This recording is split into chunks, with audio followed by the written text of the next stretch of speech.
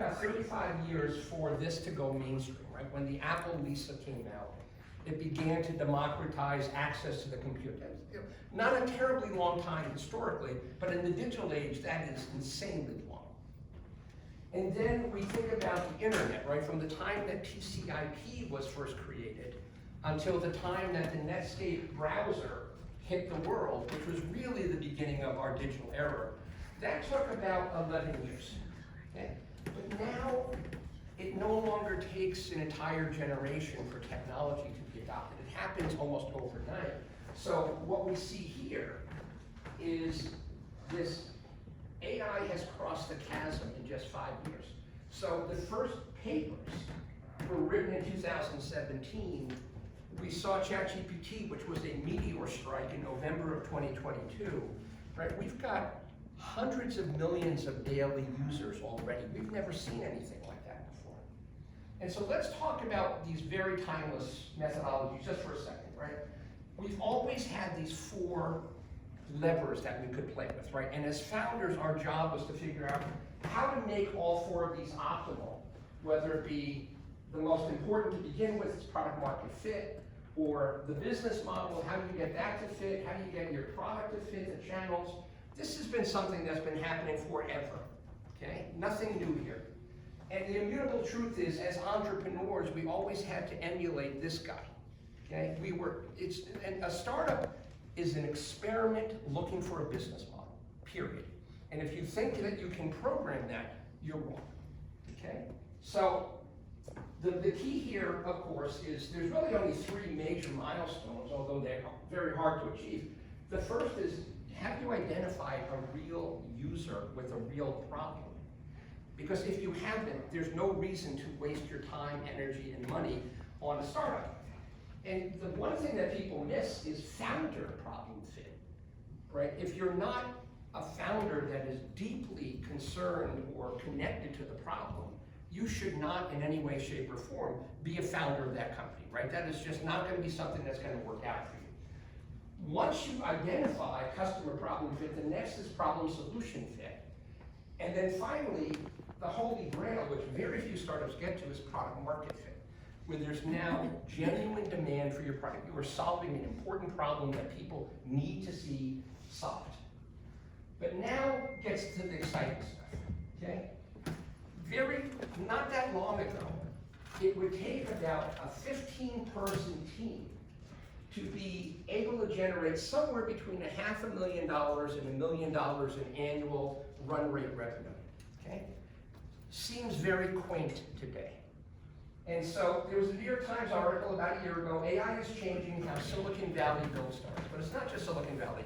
It's Boston, it's Tel Aviv, it's Bangalore, it's Shanghai, it's wherever they build startups. It's a turbocharger, okay?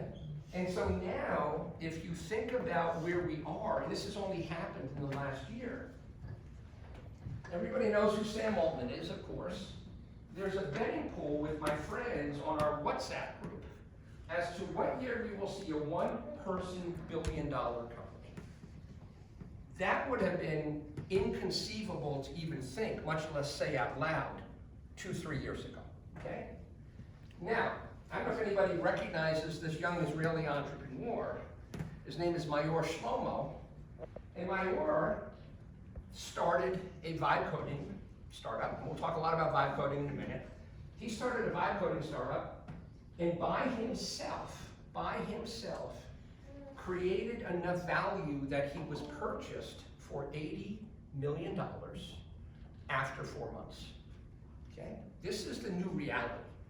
And so again, it's not just in startup land, right? This is something that can be done within the context of a large organization if it's led and managed correctly.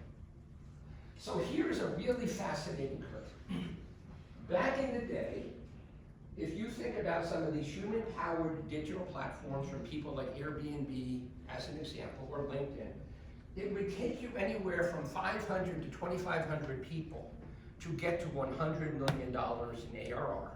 But it would also take you many, many years, 10, 12, 15 years. Then we get into the world of product-led growth, and we know some names like Slack and Calendly, and you may some of the other names, right? And now we're talking about getting to 100 million ARR, which is a sign of real success, right? This is when you've done something meaningful as an entrepreneur. That would take between 100 and 500 people. But now we have shifted into something profoundly different. We're moving into a world where we're getting to 100 million ARR with increasingly fewer people. In some cases, 20 people, not 2,500 people, okay?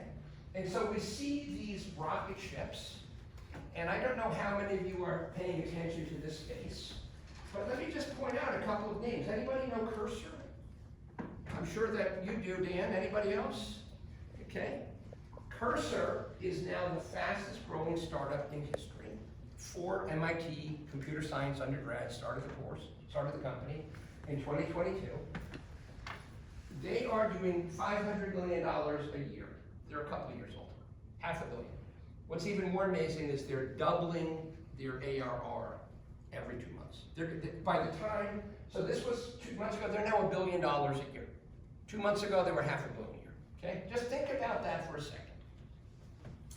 Lovable is a Swedish company, and they are also in the same general category, although they are much more focused on non-technology people, where Cursor is much more focused on those who have some level of computer science background. They're generating $100 million, and they're less than a year old. Okay? And so Cursor, one of the things that's amazing is they've got over 1 million daily active users. They never spent $1 on marketing. I can't even imagine teaching the course here, because I taught the marketing course here as well, that I would say, yeah, we're going to be able to get to 1 million users, but we don't have any marketing spend. You would have laughed me out of the classroom. Okay, now it's true. Okay? They are now, they have 60 employees doing $1 billion a year, 60. Okay? And they've raised about 1.1 billion. They're about to hit their valuation is almost $10 billion today. So let me ask you a question. If you look at, and what's really important now, the single biggest metric is the ARR per employee. So every Cursor is generating $5.5 million per employee. Lovable is 2.2. Does anybody want to guess out of the major public US companies, what's the #1 public company in revenue per employee? Does anybody have any idea? Google? It's close. Google is #2. Apple? No, I'm talking public now, not private. Yeah. Apple? Apple's #1. Take a guess at what its ARR per employee is. It's about $2.2 million. So Apple is half of Cursor, about the same. Someone said Google. Google is #2 at 1.1 million per employee, and Microsoft is #3 at 1. Okay. So you think about how these startups are generating insane amounts of revenue. So everything that we thought to be true, right? It used to be the CEO founder would pound their chest and say, I've got an empire working for me. I've got a team of 500 people. Used to be a cool thing to say at the country club. We don't say that at the country club now. We say, I have a tiny team, and I'm generating hundreds of millions of ARR per person. That's the new metric that matters, okay? And so, we're going to talk for a moment, right? Building an AI-first startup is the only way to build a startup. Why? Because if you're building a startup that's not an AI-first, good luck raising money. And if you can't raise money in this era, you cannot, it's very hard to bootstrap today. There's just way too much capital out there. So, I teach a bunch of courses on how to use AI in startups, and there's nothing that you can't do. But I want to just share with you just one example before I get into the meat of the presentation. There's a company called Topline Pro. Topline Pro went out, and their initial value prop was they thought that plumbers were looking for more business, which I found kind of amazing, right? Has anybody ever been able to get a plumber to their house in less than 3 months? It takes an act of Congress, right? But they decided what they would do is they would be the marketing engine for this incredibly fragmented service industry of landscapers and roofers and people that put gutters on your home and people that pave your driveways, okay? This is an insanely fragmented market. Does anybody remember Constant Contact? Anybody remember those days from Constant Contact? They tried to do something similar 20 years ago, okay? And they were providing, very basic email marketing services to dry cleaners and pizzerias to improve their business. And what happened was that they had to buy ads on the radio, they did billboards, it was very, very mass marketing.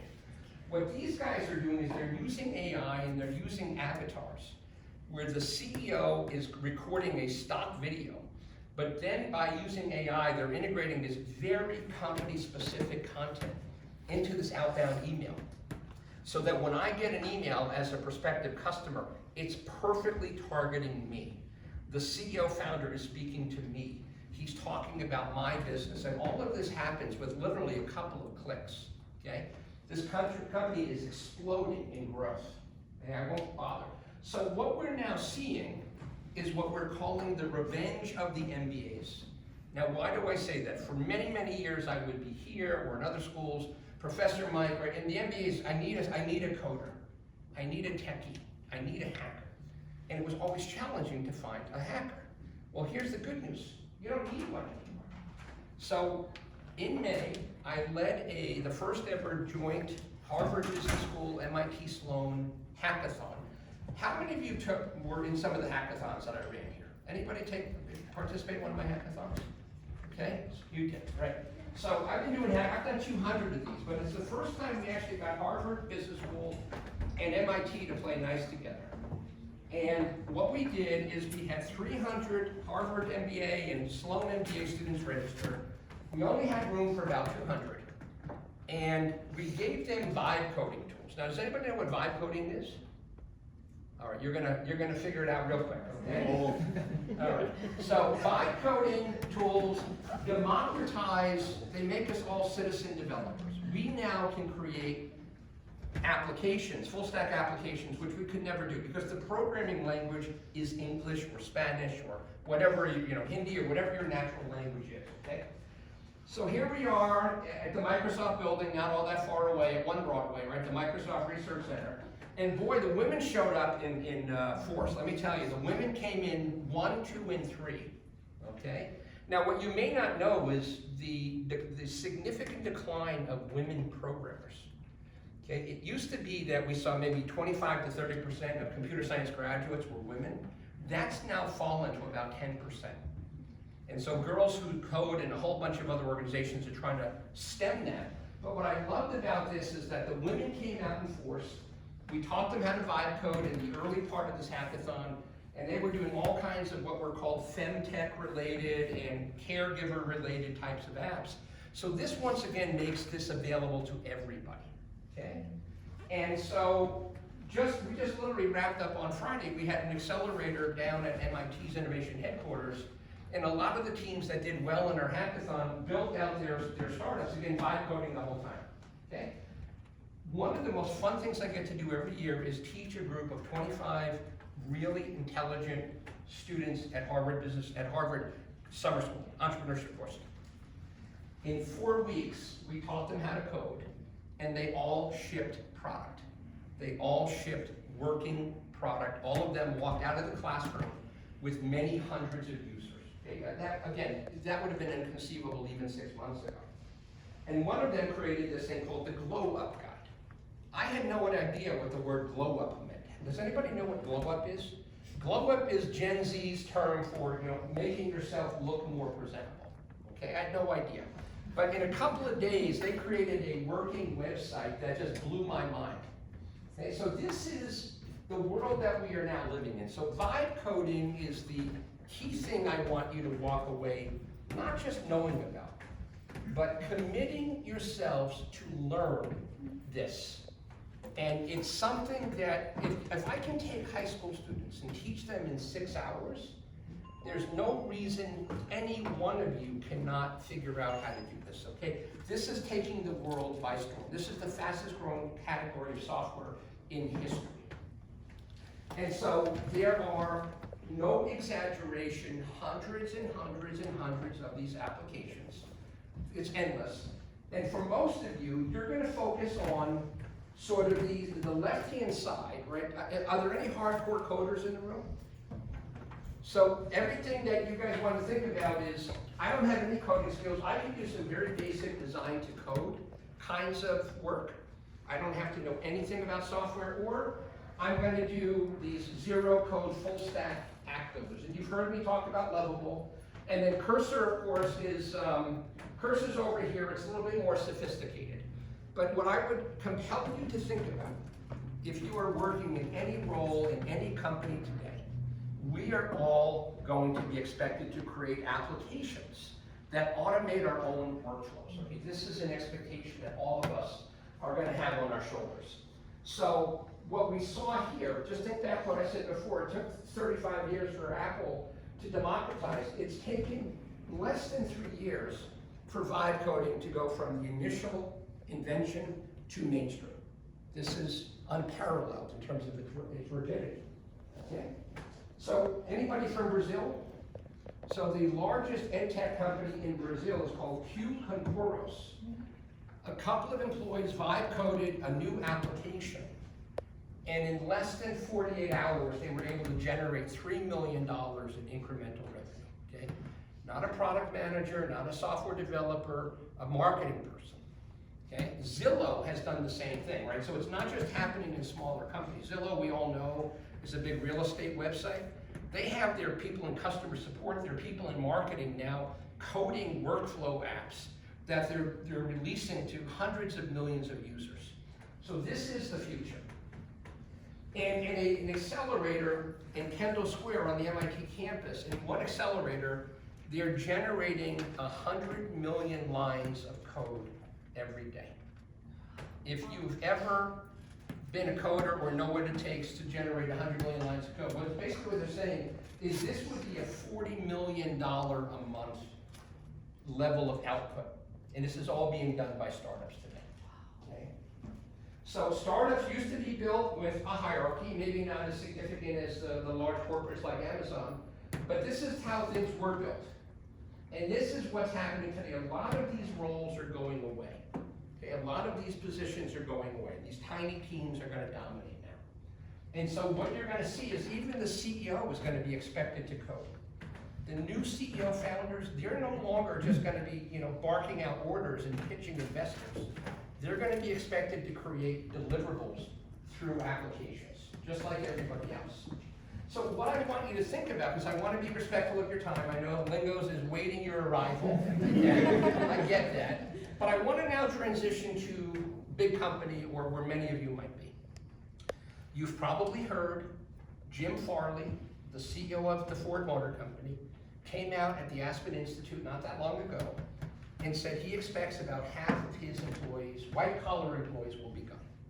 No one was willing to say that out loud from a mainstream Fortune 100 company. The CEO of Amazon, Andy Jassy, has made it very, very clear that we are going to be seeing a very different way of doing business at Amazon. Okay? But here's what's really amazing, right? The Norwegian Sovereign Wealth Fund has basically told all of its employees, you will either code, you will either be using AI, or you will never be promoted again. Pretty straightforward message. Hard to, there's not a lot of daylight there. Pretty much get that message straight up, okay? So what we're gonna see in the corporate world, we're seeing it more and more, we're already seeing it in the entry-level world, is AI skills will be fundamental to your continued relevance. I'm not here to scare you, but I'm here to let you know if this is not something that has crossed your radar screen yet, it's coming. And as I travel around the world, I'm seeing this with my own eyes, and it's not just in the US, it's in Saudi Arabia, it's in Kuwait, it's in Singapore, it's everywhere I travel. Okay? And a lot of countries are ahead of us right now. So does this surprise anybody? Does it scare anybody? Does it terrify anybody? Okay? So listen, we're all very lucky that we're not just graduating as fresh undergraduates now.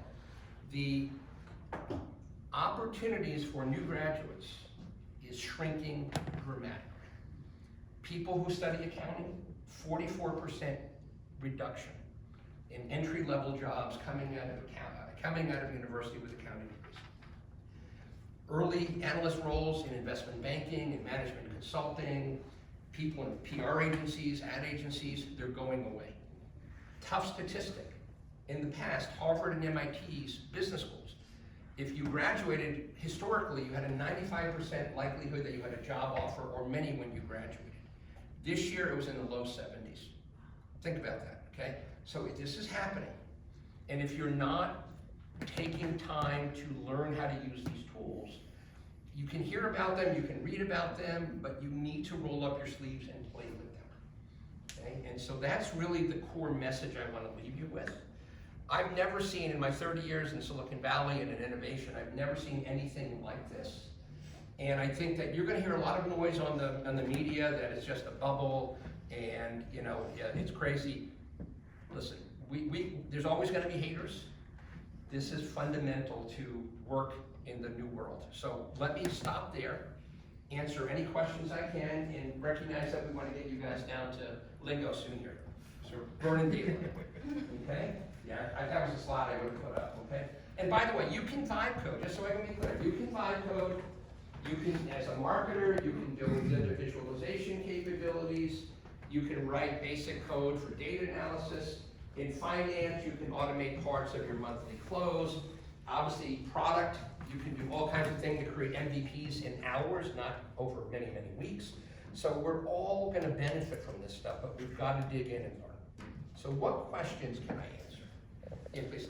So I think like 2 weeks ago, there was an article in the New York Times that said, I don't know if you know what I'm talking about, where it said companies are spending so much money, but they're abandoning the projects, Okay, right? yeah. So at a big scale. So that's like on one side of Yeah. like scale. Yeah.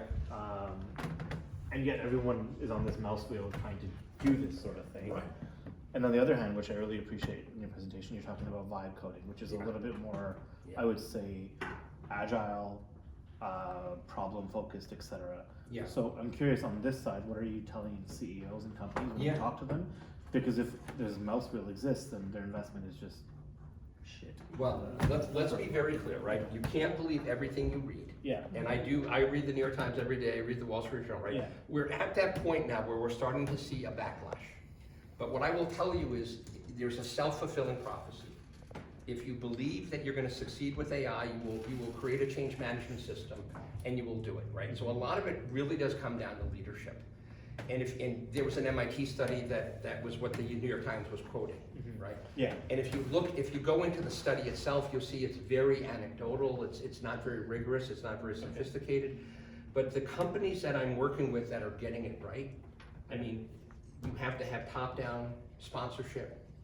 You have to invest in training. You've got to have every one of your employees trained for no less than 10 hours, right? You've got to have guardrails and policies, but the companies that are investing are seeing phenomenal results, okay? And I just laugh when I hear these stories on the news. I was listening to a podcast today.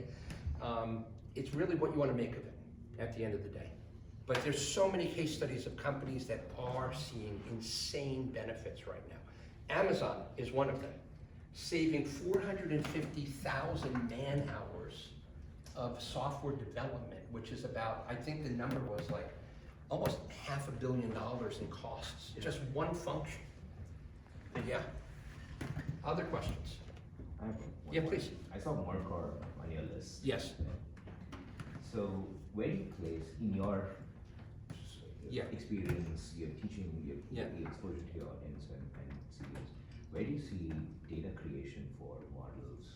Like do you see them as equally important as the vibe coding tools, or do you see them as partners? Or Yeah. where would you place them? I mean, they're obviously very important, right? And we're on the cusp now because you saw that Scale AI was acquired by Meta.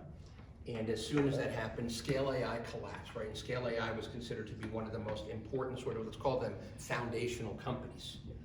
There's now another company, a Chinese company, that's kind of coming very quickly behind them. But unfortunately, because data is not sexy, it doesn't get the visibility that vibe coding does. But there's nothing that anybody would ever say that data is not critical. And this is a big, big issue for a lot of companies. Their data is not ready for prime time. Okay, and we're going to start to move to what's called synthetic data pretty soon. Yeah. Because we're running out of data to train models. Okay? Yeah. So this is really sort of, I'll call sort of the underground guerrilla war, as opposed to the highly visible thing. It just doesn't get good press.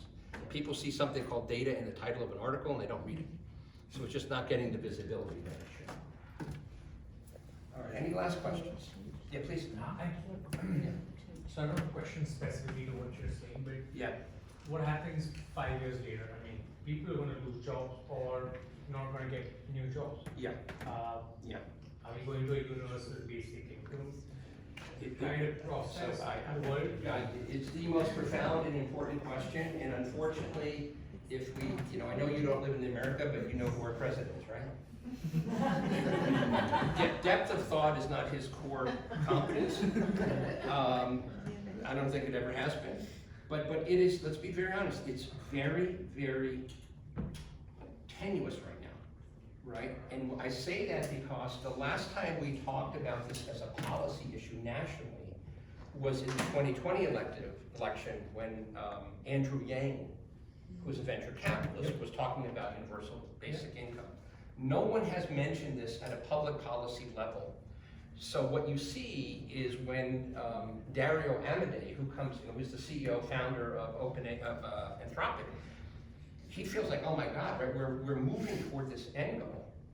And no one's talking about this. So he comes out and says what a lot of people were not willing to say out loud, and I give him a lot of credit for that. There's gonna be some significant dislocation. And that's why I'm giving you this message. You don't wanna be in that group, okay?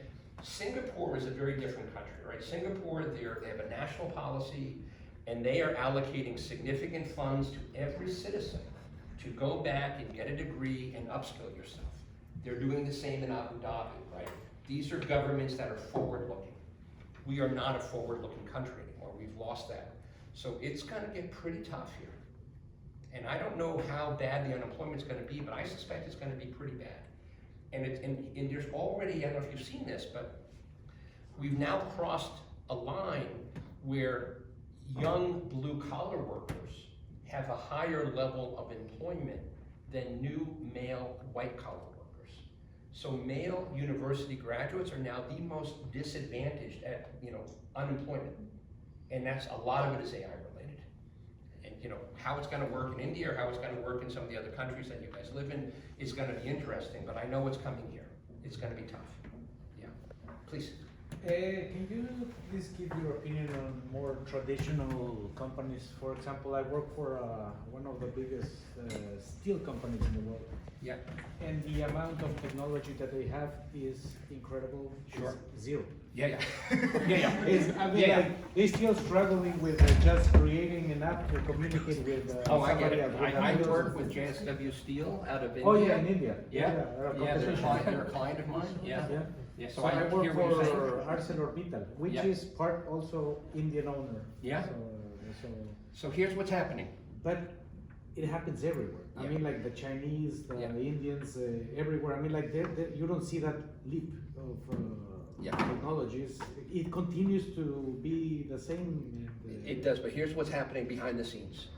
Massive pools of private equity capital are being formed right now. And they're gonna be going into what we would call these traditional industries. And these organizations are gonna have their leaders removed, and they're gonna be basically told, you will employ AI in your operations. So hundreds of billions of dollars of capital is flowing into these industries. It's just getting started. Probably gonna start in the US before it goes to India or something, it goes to other parts of the world. But these companies will not have a choice. And so the next generation of private equity, I think, like if I was graduating from a top business school, I want to go into private equity, I would probably join a firm that's gonna take AI into the traditional industries. Because I think they're gonna drive immense productivity gains. So that's what's going on. Right now, they're taking advantage of it because they're the only ones in the market. So Yeah. and it's a material that you can't just avoid. Absolutely. So, Yeah. But like I said, it's zero Yeah, technology. Let's say it's just some factories have 10,000 people, and yeah. I don't think they're going away. I mean, like they're doing some physical work there. I mean, There will be a lot of automation that will happen, and some of those jobs will definitely go away. There's no doubt. Yeah. You can't fully remove it from the discussion we just had. Right? It won't happen as quickly, but the financiers will ensure that it does happen. Yeah, and they'll make a lot of money on that arbitrage opportunity. All right, anybody else? Yeah, please say name.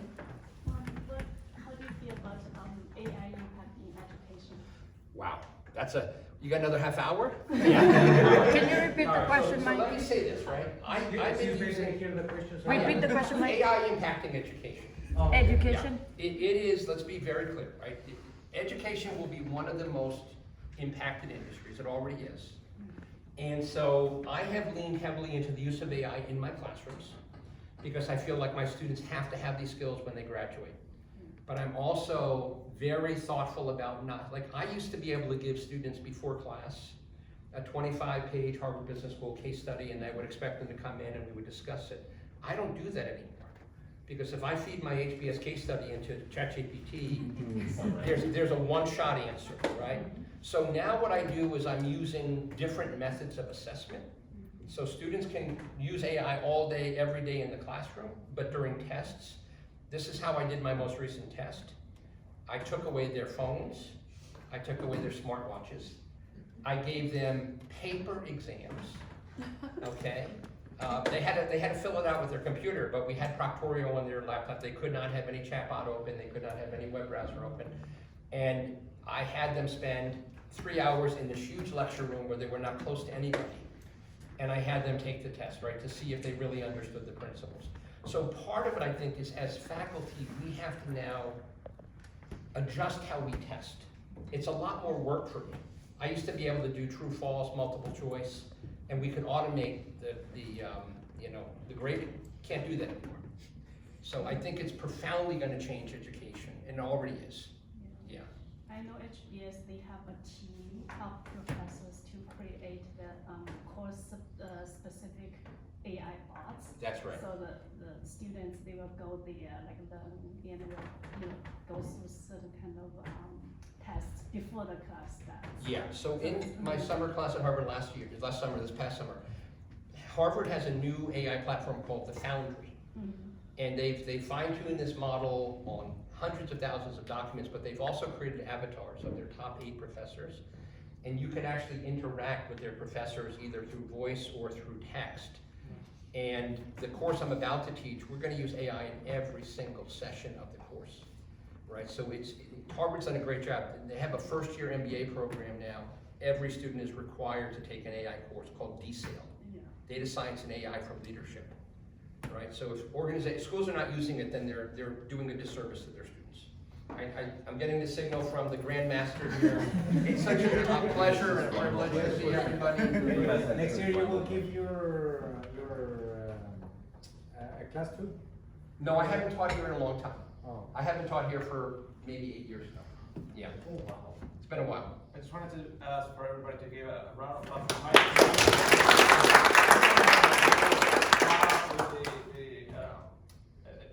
The strike that's happening in Canada, he just flew in from Canada and came right in from the airport, so he's probably tired, so thank you so much for. Thank you so much. It's a pleasure, guys. Really great to see everybody. Thank you for inviting me. Solange, thank you so much for extending the invitation. What an honor to be here with you guys today. Thank you. Before we move out, Yeah. do you mind taking the pictures? I would love to. Let's take a picture.